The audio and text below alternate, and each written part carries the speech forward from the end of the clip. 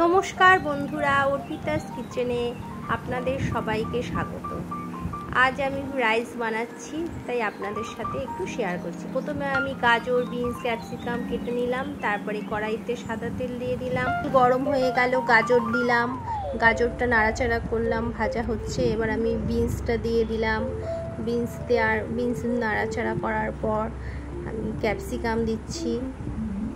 এবার আমি সবজিগুলোর মধ্যে নুন দিয়ে দিলাম, নুন দিয়ে এবার এটাকে ভালো করে ফ্রাই করব। ফ্রাইটা হয়ে আসছে আমার, এবার আমি নামিয়ে নিলাম। এভাবে আপনারাও করবেন। তারপরে আমি এই চালটাকে একটু কিছুক্ষণ ভিজিয়ে রেখেছিলাম, তারপরে তেলে একটু কাঁচা লঙ্কা, আদা বাটা, কাজু, কিশমিশ সমস্ত দিয়ে ভালো করে ফ্রাই করে নেব। আমার এবার ফ্রাই হয়ে গেল। এবার আমি এগুলোকে সব ফ্রাই করছি, ফ্রাইটা হচ্ছে।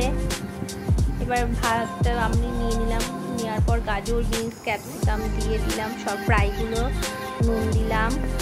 এবার চিনি দিচ্ছি, যেহেতু আমরা একটু বেশি মিষ্টি খাই রাইসে, তাই একটু চিনির পরিমাণটা একটু বেশি দিলাম। আপনারা আপনাদের মতো করে দেবেন। দেখুন আমি দিতে থাকছি। এবার আমি কাজু, কিশমিশ সব ফ্রাইগুলো এবার দিয়ে দিলাম। এবার এটাকে সুন্দর করে আমি মেশাচ্ছি।